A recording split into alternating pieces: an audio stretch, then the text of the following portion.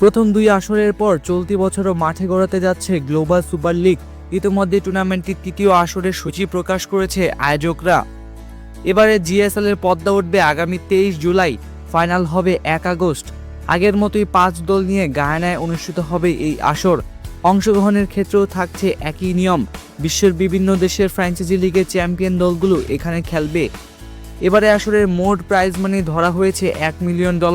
2024 সালে প্রথম আসরে চ্যাম্পিয়ন হয়েছিল বাংলাদেশের রংপুর রাইডার্স। ফাইনালে অস্ট্রেলিয়ার ভিক্টোরিয়া ভিত্তিক এক ক্লাবকে হারিয়ে শিরোপা জেতে তারা।